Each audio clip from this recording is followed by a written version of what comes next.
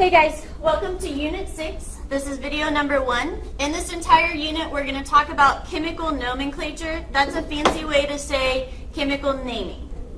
To start off, we're going to review the valence electrons and the ionic charges. So if you remember, group 1 has one valence electron. So everything in this group has the same Lewis dot structure with one dot. Group 2 has two valence electrons, so everything has two dots.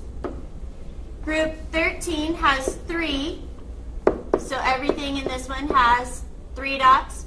Group 14, there's 4 valence electrons, so everything has 4 dots. 15, there's 5, so everything has 5 dots. 16, we have 6 valence electrons. 17, there's 7 valence electrons.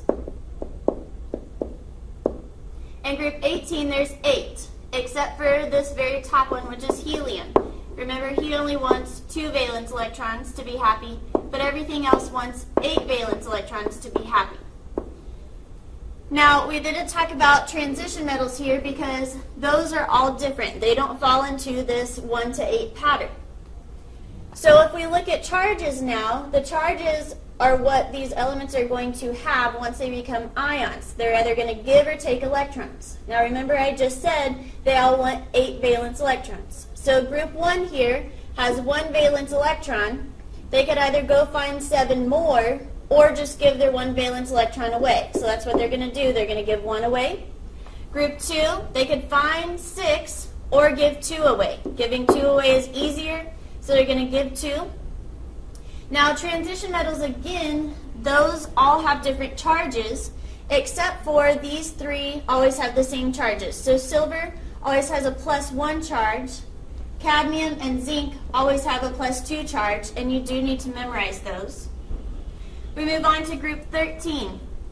This group could either find 5 valence electrons to fill their octet or give 3 away. They're going to give 3 away.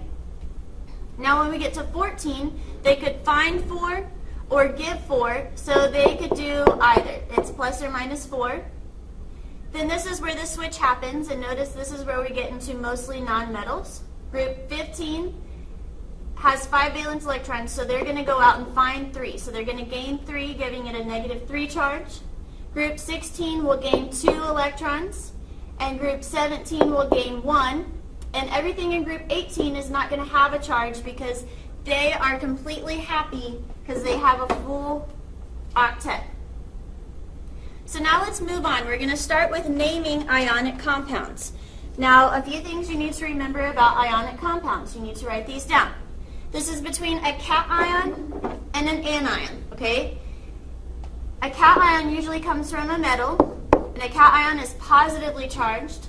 An anion usually comes from a nonmetal, and that's a negative charge. We just looked at that on the previous slide. The overall goal here is to make the total electrons lost equal the total electrons gained. So remember that the overall charge will always equal 0.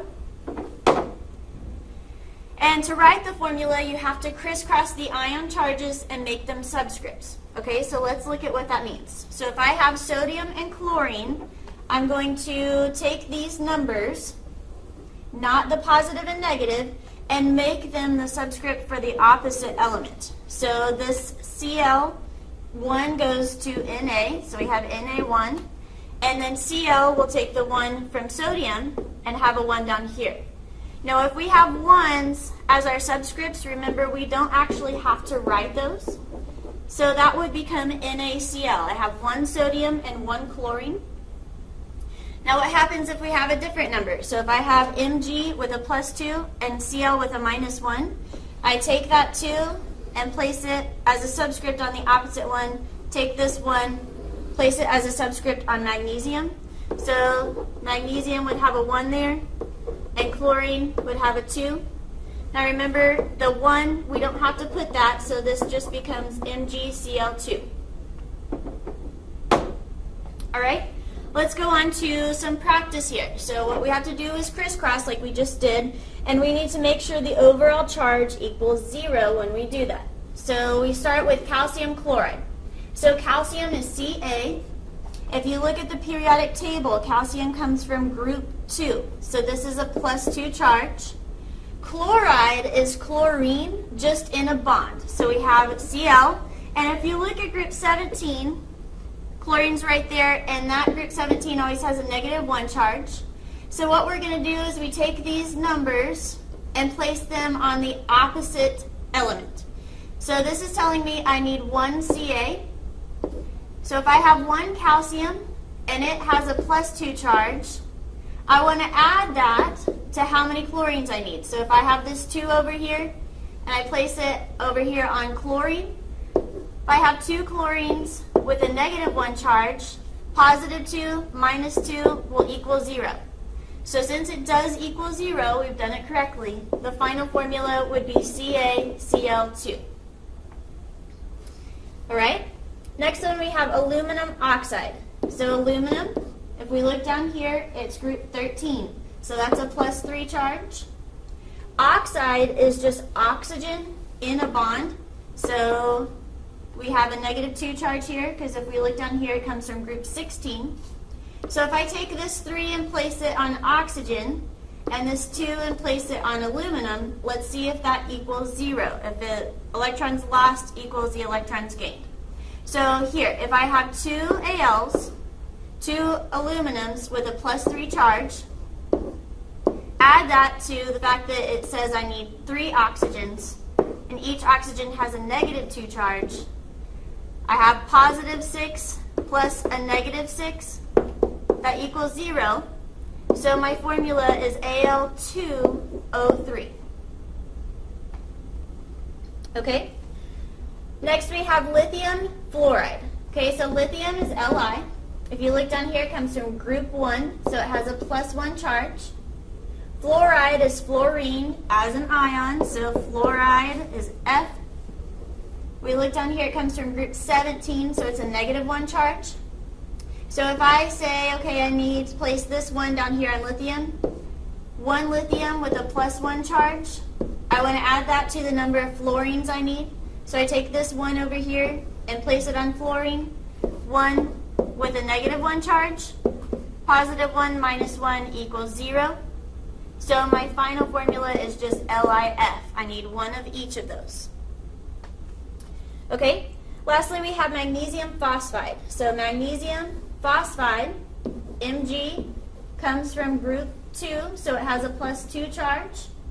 Phosphide is actually phosphorus, which is over here, atomic number 15, and it comes from group 15, so it has a -3 charge. Okay, so I take this 3 and I place it on Mg. So if I have 3 magnesiums and they all have a +2 charge, I take this 2 and place it on phosphorus, add that to 2 phosphoruses with a -3 charge. We have a +6 plus a -6, that equals 0.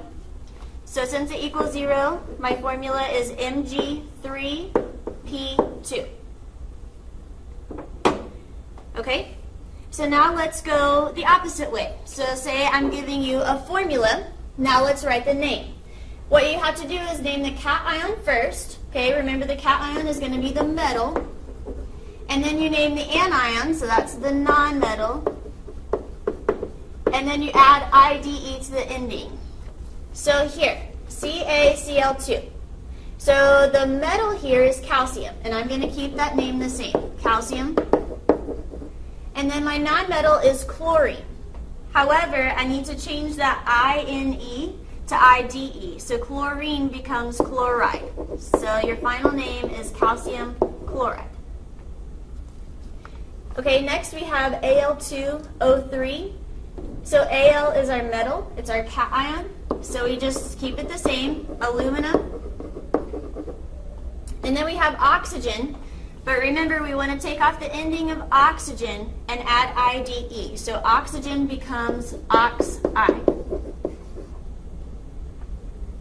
All right, next we have Na2O. So Na is our metal, so we name it sodium. Keep it the same. And then O, again, is oxygen, but we want to take off that ending and name it oxide. So we have sodium oxide. All right, lastly, we have BaI2. So Ba is our metal. It's called barium. Keep it the same. And then iodine, we take off that I and E and add IDE, so it becomes iodide. And your final name is barium iodide.